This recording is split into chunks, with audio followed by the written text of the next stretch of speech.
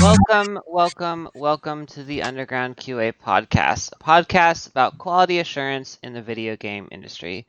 My name is Ariel Smith. My pronouns are she, her, and I am a QA manager that is between two jobs. And I have several fellow QA professionals joining us today, and I'll let them introduce themselves. Hi, my name is Myron Parks. I'm a director of technology at App Innovation. My pronouns are he, him. Hey everyone, I'm Sarah Gallardo. I'm a QA engineer at Bethesda Game Studios, and my pronouns are she, her. Hello, my name is Chiril Russu. My pronouns are he, him, and I'm currently a QA analyst at Ariel, Canada. Hi, I'm Melissa Russell. I'm a QA engineering lead at Niantic. My pronouns are she, her, and they, them. Rad. So today we're going to be talking about live game QA. So one way to think of live QA for the purposes of this chat will be to think of it as QA that happens after a game or some other product is already in the hands of players or live. So this can change the nature of both how you test, what you test, and some of the tools that you use for testing. So for example, you'll have players talking to you and telling you what's going on with your game when normally they wouldn't have access to it. So that can kind of change the nature of how this all goes down. So let's start from just kind of a high level, like how does testing a live game change your approach or mindset to doing QA? Yeah, that's a great question, Ariel. While you were doing the intro, I was thinking about, should we also think about whether it was released accidentally versus according to plan, and all these other things, right? Because leaks are ever present and stuff like that. So how do you respond to what you said, Ariel? Like how do you change your process to react to many more voices in the room? Yeah. Yeah, for me, coming from a games as a service space, it's really more about thinking about the player through the entire life cycle of the game. So you may have a discrete content chunk coming out, but you have to think about the players who are playing before that content's been introduced. And just keeping all that in mind for everything you're testing is the biggest part for me for live QA. So how do you do that? How do you keep the future players in mind in addition to the current players? I think you really have to build test cases around it, like really explicitly testing for players in any given state that have started, at any point in the life cycle. If that content touches those players, you have to, test with characters that are like those players. So, like say having some characters or accounts that were there when the game first started and have data from when the game was first released, and then also having new characters and new accounts and stuff. Exactly. Okay. So from a sort of like a product management design thinking perspective, um, and this goes out to everyone. Would you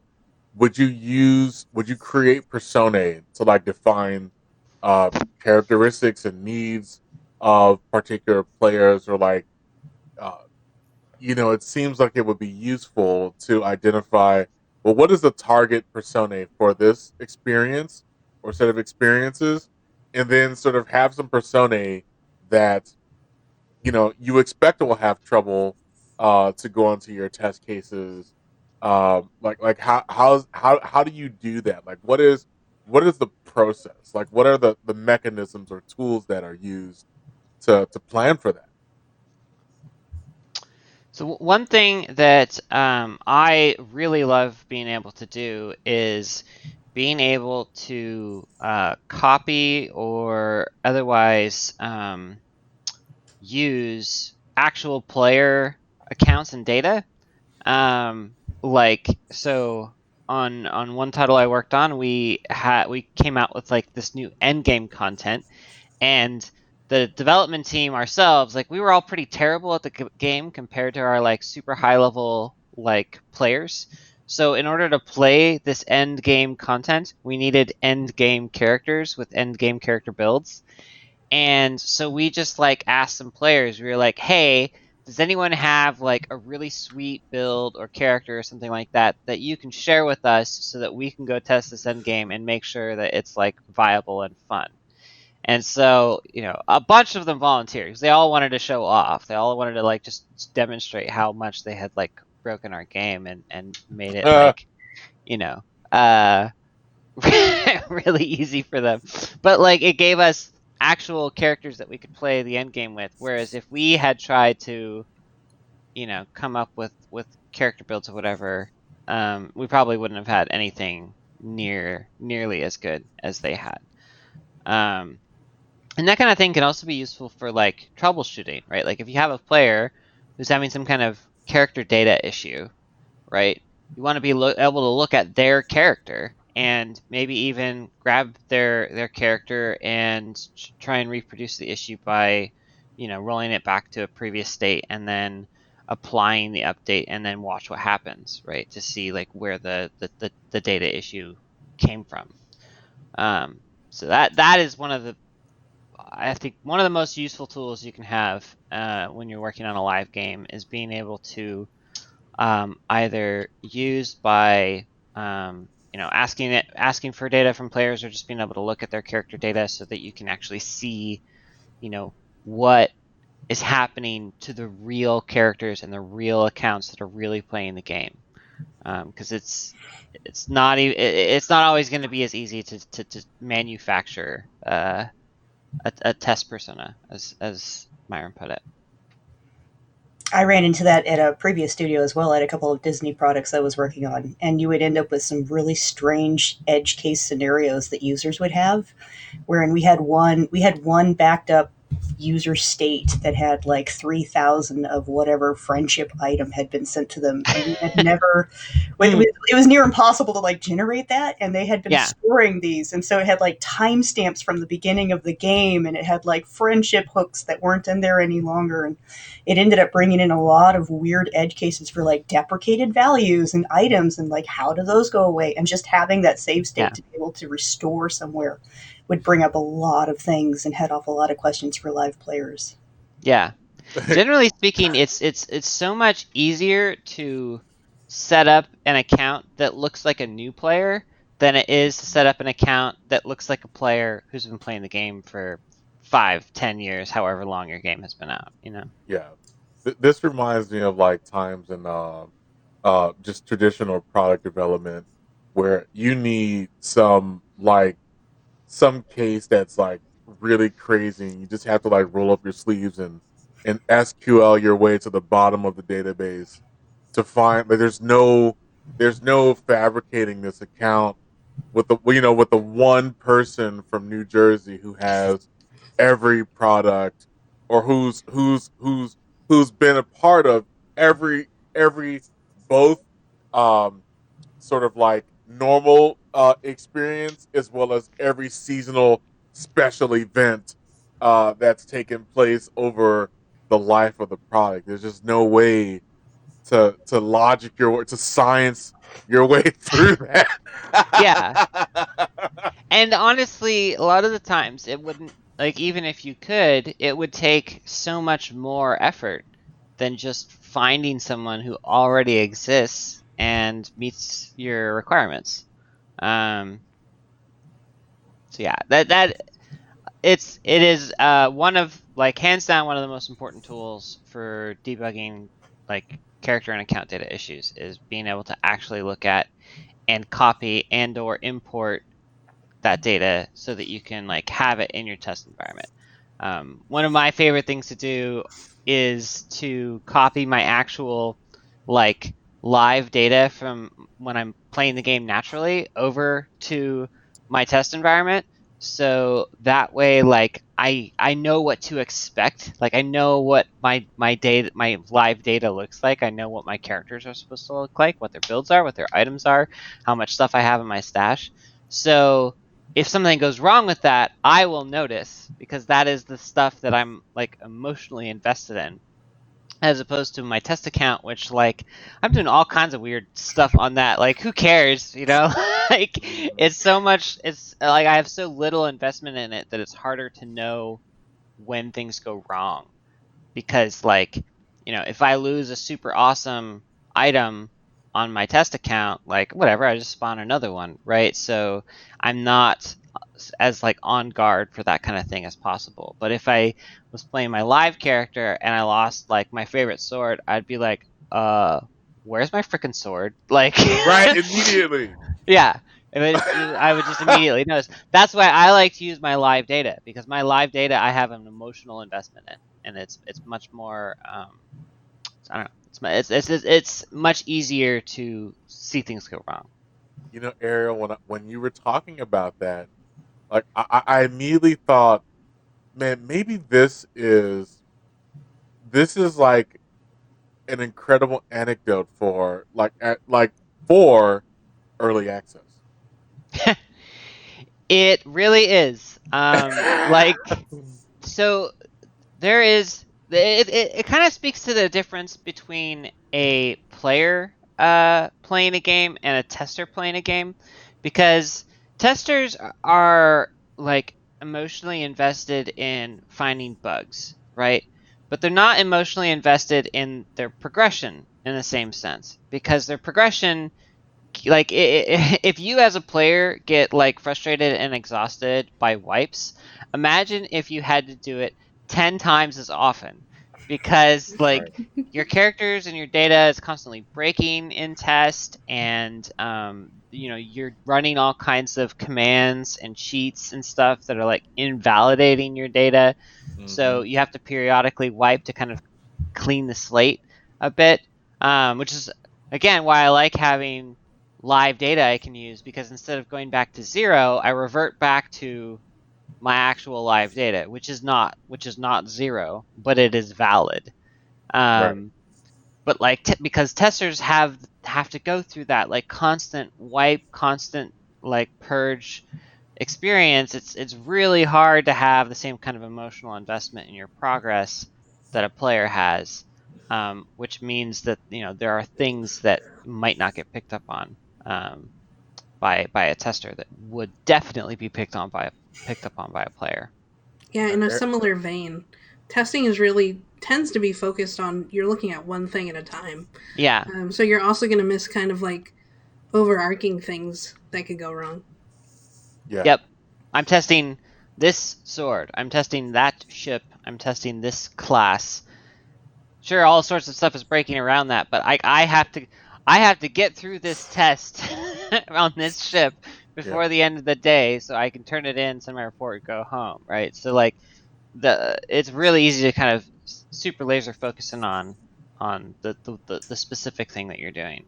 Now, one of the other things you said, Ariel, that is another gem, like a magical gem that you've dropped on us, is the discussion that happens after you find something that doesn't look right. So it's not confirmed. It doesn't look right, and now you have to go to the producer. You have to go to the developer, and then you talk about whether you have to talk. You have the discussion, the come to Jesus moment, if you will, where you're discussing whether it's a valid condition in the first place. Yep. Is this a tester bug? Yeah. Yeah, right. How do you get through that? So like what does that process Yeah. look like for you all? Because like that lack of investment that the tester has in their own like character data, the programmer has even less. Mm, And in fact, they are inherently skeptical and suspicious of it if something like unexpected went wrong. Um, yeah. Yeah. I'm a terrible person. I will find some of those bugs, and then I'll take a couple of just random QA people who haven't played on the game for a while and be like, "Here, can you run through this section real quick for me and tell me what feels weird?" And if none of them report it, then I'm like, "Okay, never mind." I feel like as a general rule of thumb, if a tester finds a bug, a player is probably going to find the bug. It may be like a low number, but someone's going to find it. Yeah. Yeah. But Well, my I mean, account is in such limbo, as Ariel has said. I've been on this server, I've been on this server, I've copied things over, I've got things over here. It's like time traveling in reverse. It's super weird, and so I yeah. don't know if it's specific to me or if it's something that I've been hyper focused on, or if it's something that I saw in a meeting on a slide that didn't sign up right. Something that can help is like when I'm bouncing back and forth between multiple branches, I will name my characters after the branch that they're working on. So like I'll have a character that's just called like release and then the build number that I created that character on, or trunk and then the build number I created that character on, and it's just like so I can look at it and I'm like, all right, I know I need to use this one on this branch and this one on this branch, and if I use that one on that branch, all kinds of wacky shit's gonna happen because it's basically rolling back, right? And in our test environment, like on the live environment, you can't like for my last game, you can't roll back to the previous version. It won't let you. But in the test environment on a dev account, it'll let you do all kinds of weird stuff you shouldn't be able to do. Right. So yeah. That's just one fun little tool I like to use is just naming my characters things that help me remember like where they're supposed to go. I like that idea. I did that on a project 4 or 5 years ago, and our beta testers started a thread as to why they were being attacked by what was it, BBT underscore June 20, and it was like, So here's a question, right? Like for PvP moments, um, you know, are there conditions that you do to like test the user experience? So for example, BBT underscore blah blah blah is going to be a griefer right now. You know what I'm saying? Like are there tests to look for the persona? Like, okay, so we expect this persona to disagree with griefing player like experiences, but maybe these personae are gonna enjoy it. And like, do you watch those interactions? Do you carry those over into the comments and the discussion thread, like you were saying, to see what the expected and actual results are of those interactions? I tend to be terrible at PvP, so I'm always the test case of, the person who goes in and gets very frustrated that all of their characters died against so and so.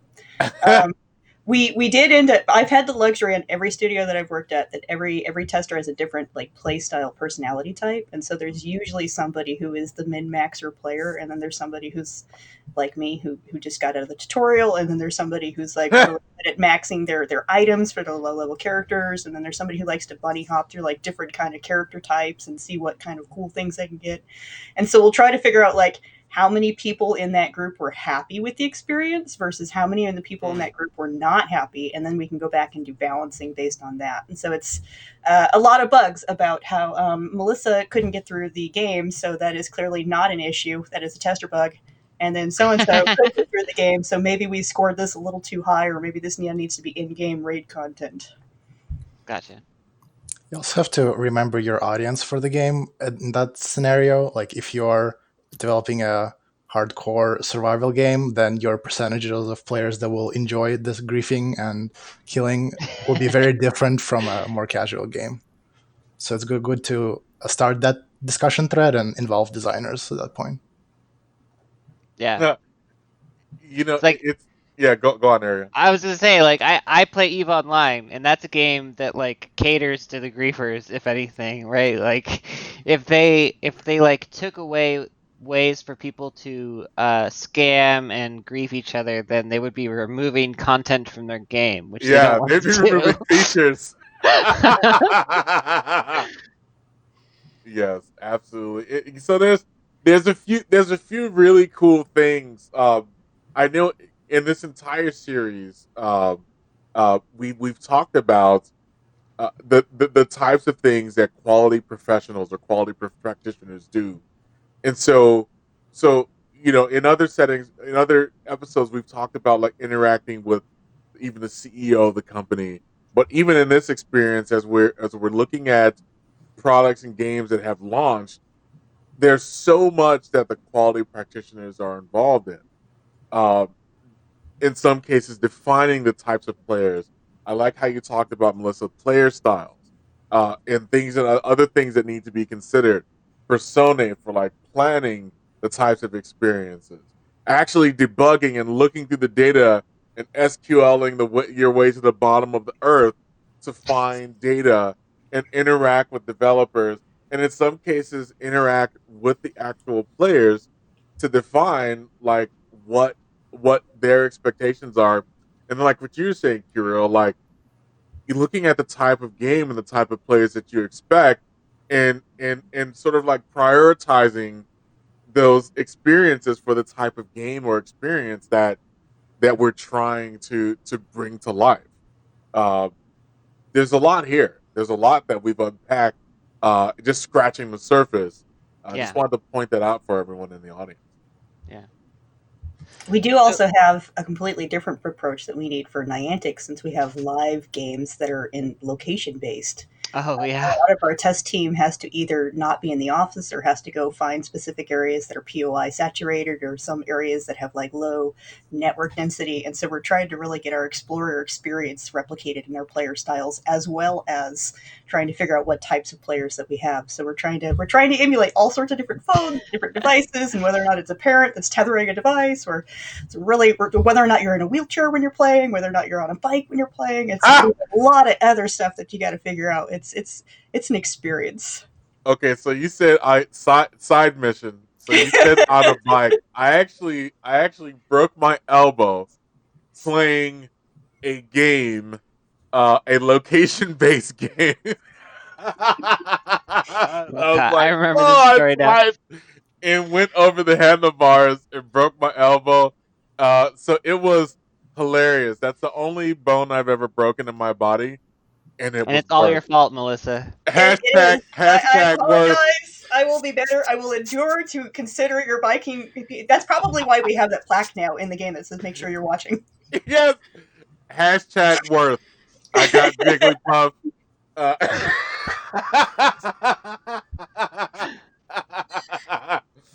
sorry, I had to share that with you. You actually met someone who broke their arm playing on a bicycle. It seemed like a great idea at the time, and that's that's a really great thing, right? So like even when players do something that's not expected, and they're like, "Well, it seemed like a good idea at the time." Like, how does a team like prioritize those issues? And you, okay, everyone has had this experience. You're playing a game that's released, and there's a problem, and you submit the issue, and you think that you have the most important issue in the universe, and you get that, days to hours later, you get the message that's like, "We got this," and like you sort of like don't see anything about that. How do you? What is the process, or structurally, like procedurally perspective, not the actual specifics, but there's an aspect of it where I imagine the quality practitioners have a say on how those things are prioritized. Like, is this person going to get the it's not you, it's us, we'll call you, don't call us message, versus the deep, actually, yeah, this is a problem, blah blah blah. How do you determine how much feedback you're going to be giving to the people as the team is resolving issues and balancing a game, and trying to make the right thing for the right audience? I think it kind of depends. So for one thing, like it depends on where the interaction is taking place. Like if players are submitting feedback via like an in-game feedback button, or if they're going to like a community issue tracker, or some other kind of like very voluminous uh, submission of issues, then they might not even get any kind of response. Because like I've worked on projects that literally get thousands of like feedback submissions and bug reports and other things of that nature a day. Yeah, So yeah, no one is reading all of those. right. Um, But like other times, if you're, say, popping into your game's Discord and people are talking about a bug, you can jump on and talk with them directly and ask them questions, and they can answer you questions, ask questions back, and it's like a full discussion. So Yeah. in my experience, it really kind of depends on where the discussion is happening. At Ectra, we started using this tool called Nolt, which is a community issue tracker. And one of the really nice things about it is it tries to um, get people to upvote existing issues instead of creating new ones. And Oh, so nice. that creates a denser amount of like real issues that you can get at, and then you can go to those tickets and have discussions and back and forth with the players about it. So there's more room to have those more in-depth discussions where you're talking to the players and asking them for more details and stuff, because it's happening on a bigger scale, right? Like Wow. I would rather have a discussion on one issue that's been upvoted 100 times than 100 issues that have been upvoted once by the person who Wow. made them. You know what I mean? Um, the, Wow. Yeah. the, the tricky part of those kinds of tools is like not everyone knows or understands or even cares that that's how the tool works. Right. So there's a degree to which you need to like try and get players to understand that this works best if you look for the existing issue and upload it instead of creating a new one. Right. Um, but that at least that way, it is conceivable to respond to the most important issues, as opposed to getting the thousands and thousands of reports a day. At which point you're not going to be able to you're just not going to be able to respond to all of it. Right. Um, It's like talking about gems that you're dropping. That's like a unicorn made of diamonds that you just dropped there, right? If anyone has ever played Borderlands 2, Butt Stallion, but if not, just imagine a unicorn made of diamonds. But like, but like the aspect of and I call it a diamond or gems because in the quality practice, one of the things that you will hear at some point, uh, depending on how prepared you are to enter that conversation, it'll be scary or exhilarating. Is you're going to begin hearing the quest for the shift left, and talk about shifting left is where quality practitioners are actually working with the producers and the product managers and informing the shape of the game. And so it sounds like the interaction of the with the quality practice and the community is just that. You can't shift any far left than that, like interacting directly with the client or the customer or the end user or mhm. the gamer and shaping the balance of the game, like hands on. Yeah, yeah. I mean, like there's something about uh like developers giving feedback to each other that just doesn't quite land the same way as players giving feedback to developers. Like if you say if there's a new piece of content and the designers are looking for feedback on it, so you do a playtest to see what does everyone think of it. Um, the other developers can give a bunch of feedback, and the designer or whoever is like running the playtest can be like, I hear your feedback, but I think that my the plan that we already have is good as is, so this is what we're going to release. And then it goes live, and the players can give the same exact feedback, and suddenly it will land a lot harder Yeah, because um because in a way the player's opinion matters more, yeah, because they're the ones that you're actually trying to sell the game to, and they're the ones who are paying to enjoy this game.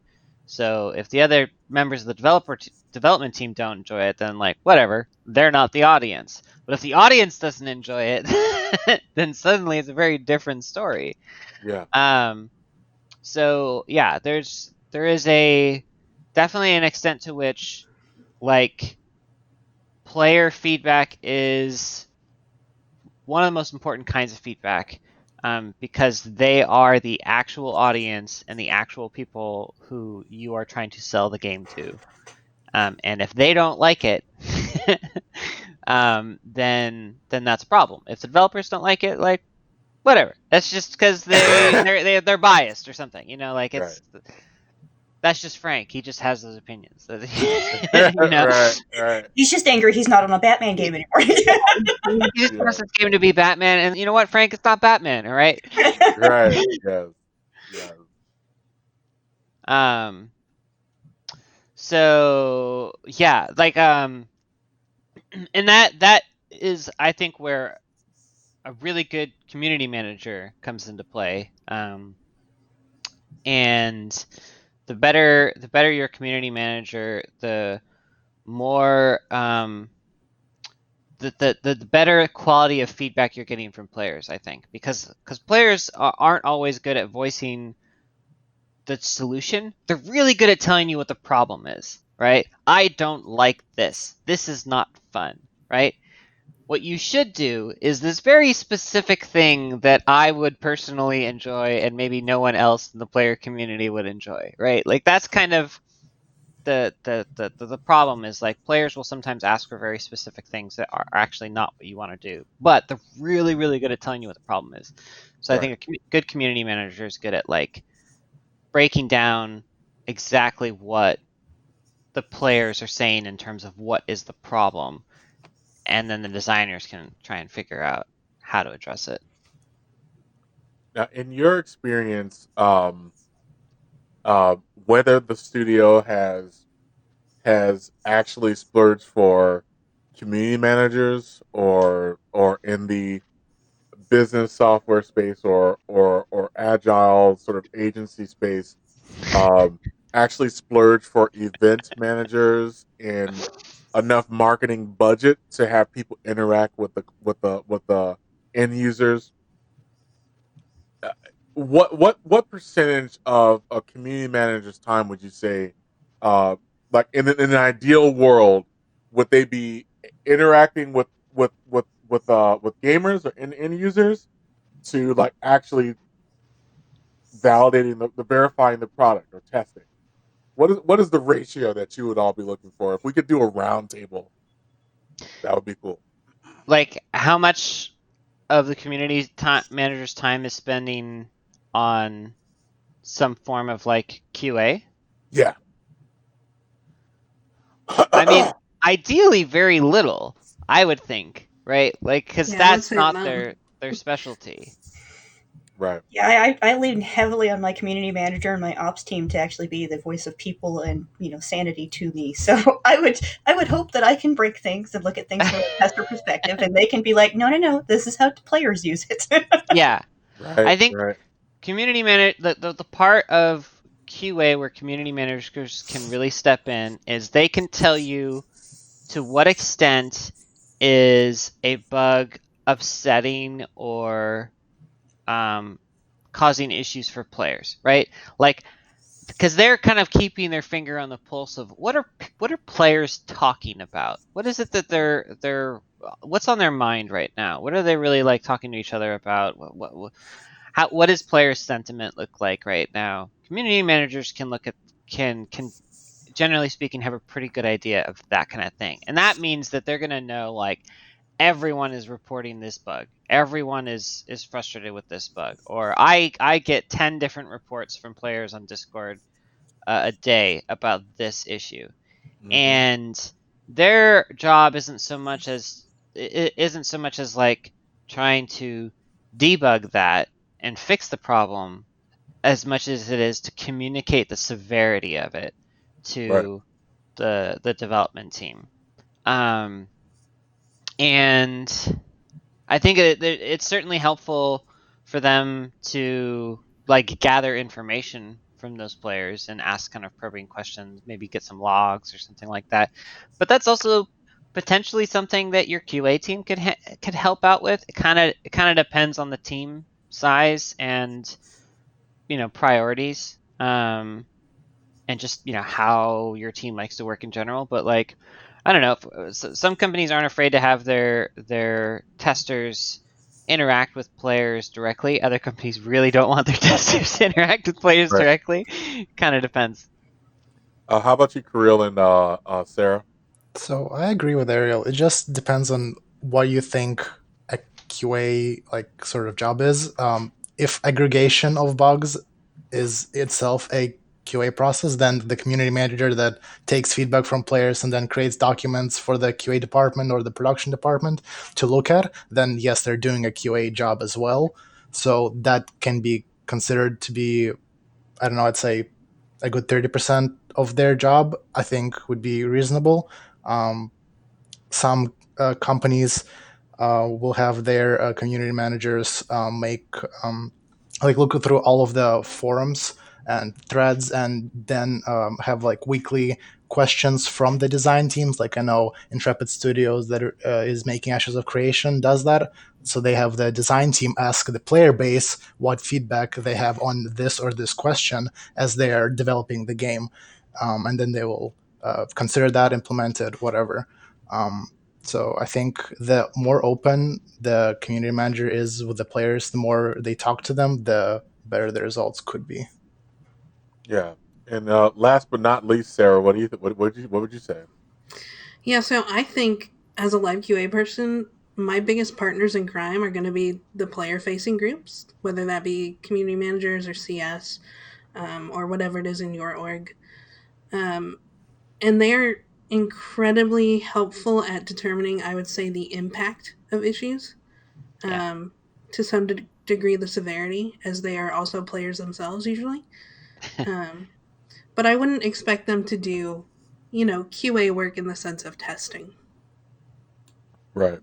Yeah. Yeah. Like if I was to conceptualize like the ideal ratio, and I'll give you a sort of like the logic behind it, is I would try to shoot for 80-20, and that 20% is from a capacity perspective. I'd want them as much as possible to be able to attend demos so they can see what's coming down the pipe, and in some cases have a say or be able to give feedback to the team on what's coming out, and just have that awareness and be a part of the conversation. Yeah. I have at various points stepped into community manager's shoes, for smaller projects I've been on that haven't had community managers, and that has always been one of the things that I try really hard to do when I'm playtesting something. Is I try to think about like, what is the player reaction to this piece of content or this feature going to be, and then I'll explicitly kind of like lay it out in my playtest feedback for the designers. And at my last job, I was notoriously good at it. Hmm. At predicting outrage in particular. I was like, they're gonna hate this. And then sure enough. Predicting outrage. Nice. We've come full Um, circle to personifying the player behavior. yeah, exactly. um, yeah, but like, I also so I'm glad we got onto this topic of player reported issues kind of naturally. The other thing I wanted to talk about it in this sphere is public test servers, and I think to an extent things like alphas and early access. Like, what role do you all think these kinds of like player testing before the game is officially live and launched? What role do you think these kind of scenarios play in live game QA? And what are their limits? I think is another way to put it. I think for me, it really depends. You have to really define a goal for your public test server. I feel like there's testing and then there's play testing. So it really depends what you want your players to be doing. Obviously, they're going to find bugs just in the course of playing. But if you're doing a more playtesting server, that's not really as big of a focus for the players. Yeah. And if you don't define that beforehand, you could be wasting time. And that's Amazon Studios is developing New World, and they very recently came out with the explicit public statement that they're switching focus. They didn't like how in previous tests the community was very focused on competing with each other instead of testing, and now they reduced the size of their testing group and will be try to be more focused on the testing explicitly. Interesting. So what is like do they what are their expectations of the people who are like playtesting? At this point, I'm not sure. I'm not right now involved with it. I saw the public announcement. I know about it. Gotcha. Yeah, It's so actually you can't- it's really tricky to walk this line of trying to get specific kinds of feedback from players in these spheres when you have to also bear in mind that they are not employees. Right, yeah. You are not paying them to do this, and if you give them access to your game, within the game itself, they can do whatever they want. They don't have to tell you about any of the bugs they find. They don't have to play the game the way you want them to play or anything like that. So it can be tricky to try and walk the fine line of asking them for the kinds of feedback that you want to ask them for, but also remembering that like you can't actually tell them explicitly you have to do it this way or else you're out, Right. because you're not paying them money. Right. But you can be sort of nudging them as a community manager, Yeah. for example. If your community is smaller versus like thousands of players, it's easier Yeah. to do. Yeah, and it's like so like from a planning perspective, like there's some things you can play test your way through. You can feedback your way through.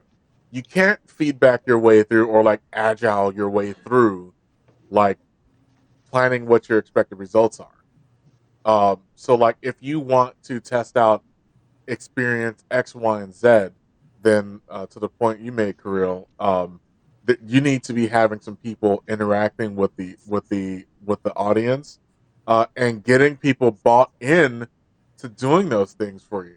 You can't just be like, well, we'll see what happens, and then the architecture and the strategy will emerge. No, no, no. That's not super cool. It might not work, and in that case, it didn't work super well for them.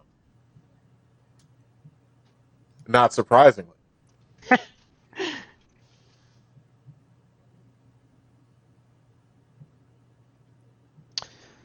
Okay. As a side note, this is sort of a side note question, but I'm curious for the four of you, when you're playing games for fun, do you ever play games that are in early access or alpha? Definitely. Alright. Just this month, I got Baldur's Gate 3, for example. Yeah. I haven't played the full thing because it was in early access. And at some point, I decided for myself that I am enjoying the experience slightly less than I would like, and I'll just wait for the full release to experience it. Yeah, yeah, me too. So like there are early access games and there are early access. You know what I'm saying? There are alpha games pretending to be early access games. So the early access games that are like, look, we've completed the full story. You have the primary path, and like most of the content is there. We're just not sure about a few things from a game balance perspective or from an overall experience perspective, and we Yeah. just like to watch telemetry and co-finish this game with y'all. Factorial, for example. Factorial was in early access for a long time, and it just went to version 1.0 recently. So like that game, yes, it was early access, but like it was early access. Baldur's Gate 3. I bought it because I want to support the studio. Uh, but it's early access. Yeah. Um, it's like it depends on the type of game too. If it's an RPG that I'm expecting to put 200 hours in, I won't play early access that much because the story, you've burned through the story and it would just be mechanical. Like I'm not gonna replay Yeah. story stuff. You know, But if it's that's a long Hades, opinion. you can replay as much as you want, Yeah, even in early access. I was on, I don't remember if it was an alpha or if it was a beta. It was a really early test server for Final Fantasy 14, and you it mean was the first release? yeah, no, before, no, before that, before they had polished it to release it, Wow. yeah. So yeah, and it was very much like a select group of players, and they were trying to give them a specific thing to look at, and then nobody looked at that one thing because they were busy trying to file reports on how to get to that one thing. And so it was a very interesting process of like, okay, we understand that you can't figure out how the keyboard plugs in, but we'd really like you to go over here and tell us what the airship experience is. And it's like, Yeah. but I don't have a keyboard, like and it was very interesting though, because it was a brand new game. It was very much like being in a QA cycle where it was a brand new game every morning. I'd log in and there was this whole new build to download, and they would have different things to check out, and it was different experiences. Like you could log in one day and there was no English in the game. You'd log in one day, there were no characters in the game. They would have connectivity things. They would have whole new things popping up. You'd be in a different city, and it was just like, okay, I can keep up.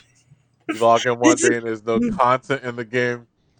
Too soon. I know. I'm a little triggered by Final Fantasy 14. Oh my goodness. Yeah, no, I still did the pre-order super special collector's Me edition. That's too. yeah. But no, I believe in Final Fantasy. I really, yeah, I love that team. I love where they're at now. I love that game, but it just every time I play it, I'm like running around. Oh my goodness, I can't even think of the name of the city. The shipwreck city up north. And that was like the place that I logged into for alpha, and it had like completely different storylines, and like characters had backgrounds, and it's like whenever they refer to like the time before in the game, I'm like, yeah, I remember that. I remember Yeah. that. But in a way, like, I just, you log in one day and there's no content in the game, but that is that is almost a masterclass in engaging with the community and building an amazing game over time. That I mean, like books are gonna or should be written about how they did that, how they turned that around. Yeah, no, that game is an amazing. If you're trying to look at like how you turn things around and where you start and where things fell down and try to figure out where the success path is, that's been an amazing game. I remember there was an interview with a project lead where they were asking him if they would ever consider doing some kind of a like vanilla Final Fantasy 14 the way they did like vanilla WoW, and he just laughed and he was like, "Why would anyone want to play that?"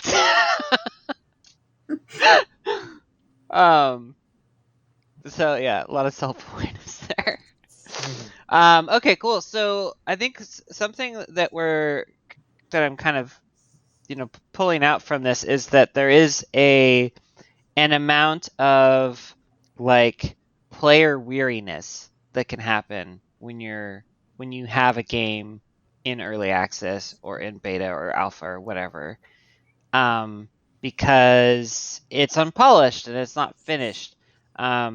So what do you think? Like, how do you think QA plays a role in trying to keep the like? What can QA do to try and keep player weariness from setting in on an early access or alpha game?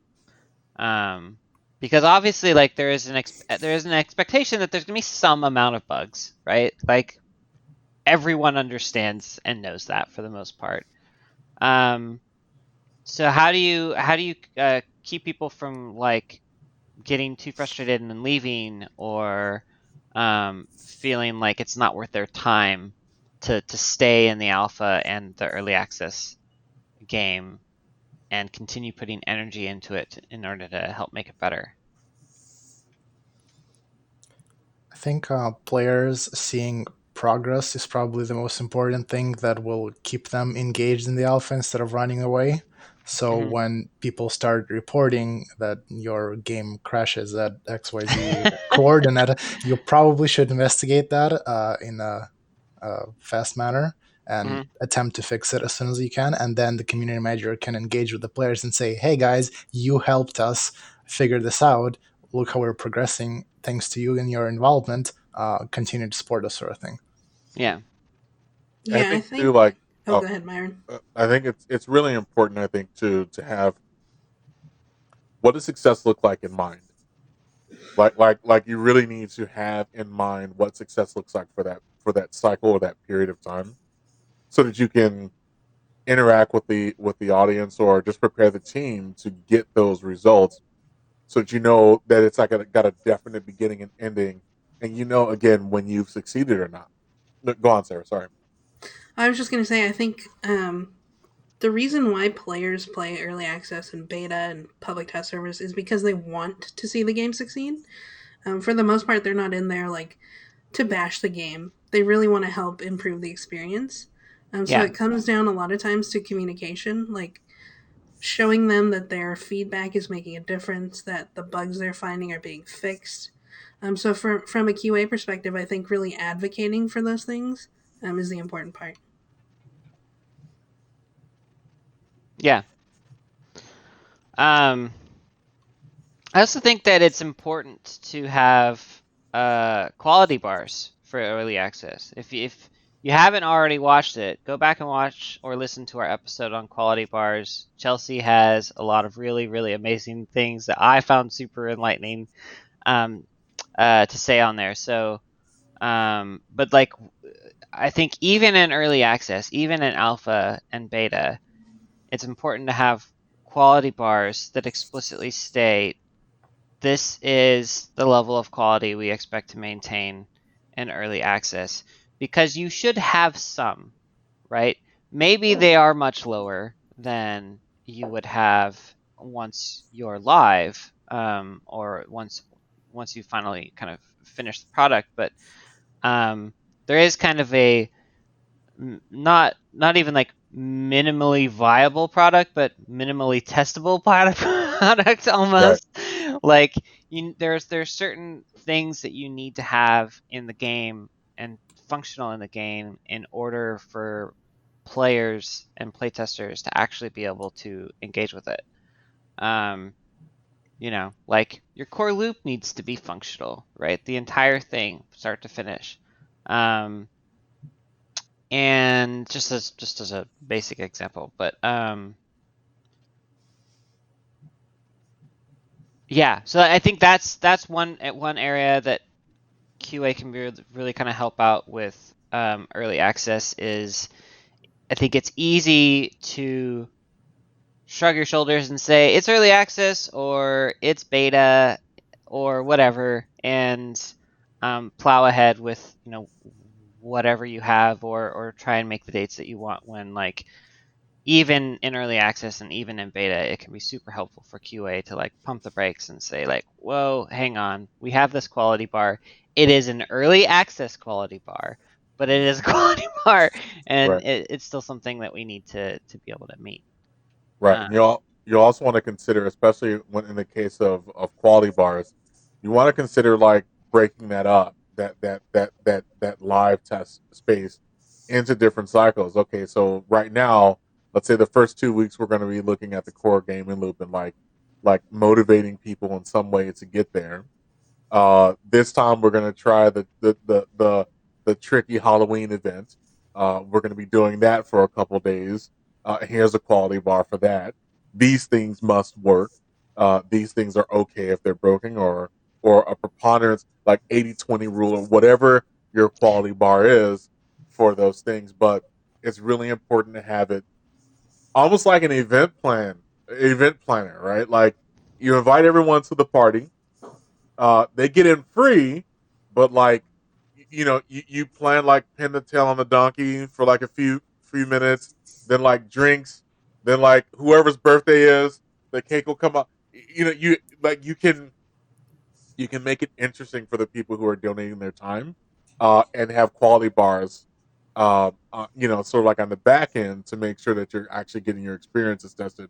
Versus, what Chiril was saying about New World, just letting everyone in, and then people kind of like leave when they get too thirsty or they need to use the bathroom. I brought like a Sims, but like that's what happens if you don't have some structure around this party you've invited people to, Yeah. essentially. Another Something thing that, that go keeps ahead, things Sarah. through is that you've got to have your telemetry working in the background too, so that even if you have Oh, yeah. that's got to be checked before you let everything through. Um, something that we've found, or I found super helpful, is when you release new content and you're wanting to get that checked, to have some kind of way to fast forward players to that content. Because something that can be like absolutely exhausting is if like you add, say, new game content and you put that up on your public test server, but no one has like any access to the new end game content because they're starting over from scratch on the public test server, right? Like they don't have their super awesome characters, they haven't beaten the quest that they need to get to that content, so they're not actually able to test it. So any kind of tool you can set up that lets players fast forward to the content that you actually want them to look at is really helpful. So like that can mean letting them copy their data over, or just selling them the new stuff for free so that they can just dive right in and test it immediately, or there's all sorts of ways to do it, but that I have found to be a super useful tool. Yep. Absolutely. Cool. So I kind of want to talk a little bit about the how the release process can change for a live game. Um, so there's a lot of things that go into releasing a game that can change or evolve once the game is actually live. Just as a um, quick example for this, like when you are trying to submit a game for cert for the first time on console, it can take weeks for a game to actually get through the certification process and be certified. Um, but once you've gone through that process a few times, like they'll actually like most third party companies will actually kind of speed it up a bit, and get you through a little bit quicker. So that can kind of change the logistics of how often you're able to submit, and like, it makes it a little easier to get hotfixes and stuff out. So I'm just kind of curious if any of y'all have any other thoughts, or um, things that you want to talk about in terms of um, how does the release process change once the game is live. And I just noticed that we're almost about an hour done, so this is probably going to be our last topic. Cool. So for me, I don't know that it really does change the process. It changes probably your allocations. Like you're probably going to have, more people testing one thing or more people working on. So, okay, let me start over. So, for instance, before you go live, everyone's looking at, the same product. The game's in a certain state, you're looking at it. Once it's live, you may have multiple splits of your game. You may have one version with this content in it, one version with that content in it. So you really have to kind of determine where you're going to put your focus for your team. I agree. It and it's interesting because not all of those things need the same amount of time, nor do they require the same expertise, right? Like you might have certain testers that specialize in doing, very specific kinds of tests, and those tests just aren't as relevant to the release and hotfix process. So they might kind of, for the most part, stick to, their normal kind of testing. But then you might have other testers that are like very active in the community and like engaging with the community, and because of that, like they're really useful to. It's really useful to have them engage with the community on like the public test server and talking directly to the public test server testers about what they're seeing and what bugs they're seeing and stuff like that. So it not only will it change the way you're splitting up your team, but it can also like bubble to the surface the different kinds of expertise you have on your teams because they are like different kinds of testing to an extent. Right, and like, I would imagine with live software in general, live systems in general, you begin to change the focus a little bit. Your timelines change. So, for example, pre-release, you could back out of a release. Hey, you know what? It didn't work. So let's just get right. Like the bottom. You can say, yeah, let's just try again next week or tomorrow. So live, what has to happen necessarily is your quality bars change, and like your test plans for like the amount of scope you cover when you put a new thing in typically reduces, because the longer you take to get it in, those maintenance windows. Like, man, you need to shoot for an hour or 2 hours. Like the largest games in the universe get 3 hours, and that's sort of it. And so you have to change. You have to change your mindset, your plan. You have to uh, limit the scope of things. Impact analysis becomes a lot more important. Understanding what talks to what. Those are all things that come to the forefront. Forefront, and what you were saying, Ariel, you begin to bubble up who the experts are, or the SMEs are, in not only in your quality team but in the rest of the studio. Yeah.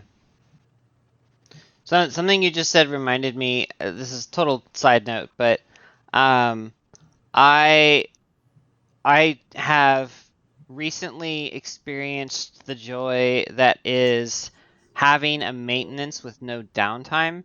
And I just have to say, it is such a beautiful thing to be able to have a maintenance with precisely zero downtime. Basically, what the way that works is you spin up new servers on the new version of the game, and you keep the old servers up while you're testing the new servers.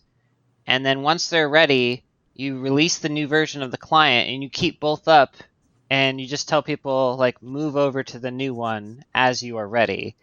And then once everyone kind of drains out of the old servers, then you kill them, and then you just have the new servers, and you never had to kick people out of the game. It's so beautiful. I love being able to do this so much. It's game changing. It's so That's good. awesome.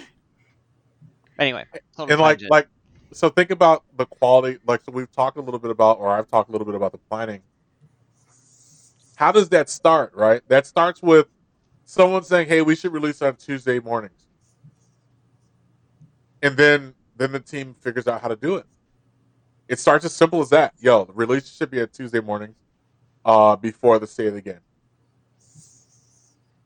And then it takes the team, the plan, to put that together, implement the enabling technology and the processes to be able to get it done. Uh, your NetSecOps has to be on board, because they manage a lot of the routing when you're doing that. But like, it's about like setting a goal with the entire team and bringing the specialties in and having them engage in that. That's how you get to that point. There's no magic about it. You just have to plan for it, and ultimately your team is going to be able to install the system to support that.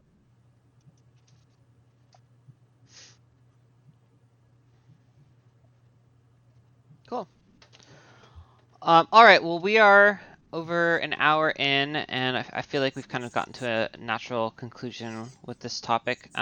So let's go ahead and wrap up. But before we do that, we need a bug of the day. Does anyone have a interesting or hilarious bug you want to share with us?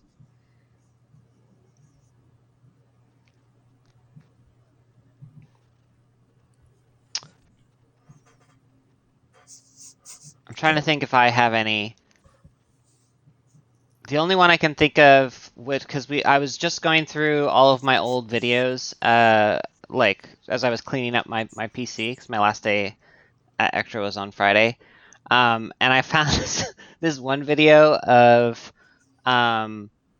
we have this affix in the game called shocking, and when you shock an enemy, it will proc these shock bolts that will emanate out from the enemy and hit other enemies.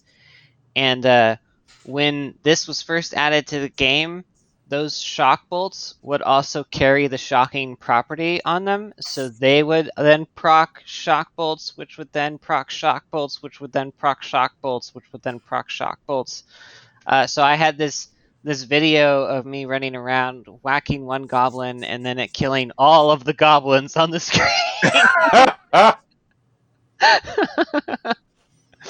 And like I asked the designers if they meant for it to be able to proc shock bolts, and they were like, "Yeah, it should have a chance to." And then I showed them the video, and they were like, "Maybe not."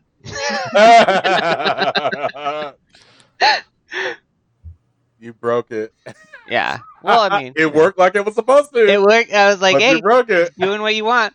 But I think in their head, the chance of it procking was such that like, and because of the number of bolts that there were, that like it would diminish. But instead, it just increased exponentially because the proc chance was so high. Yeah, and man, Ariel, you're batting 1,000 today. That is another gem. That is a validation moment. That is a clear example of a validation moment versus verification. Verification, it says it's supposed to do this, it's doing it. It works. Validation. Thumbs up. I'm out. This is probably OP. It's working exactly like it's supposed to, but like this is the one power to rule them all. Yeah. Is that what you planned? No, actually, we need to go back to formula. Yeah, that honestly can sometimes be the difference between an okay tester and a good or even great tester. Is the okay tester will say it does the thing that the paper said it was supposed to do, whereas a great tester will say it does exactly what it's supposed to do, and that's bad. yeah.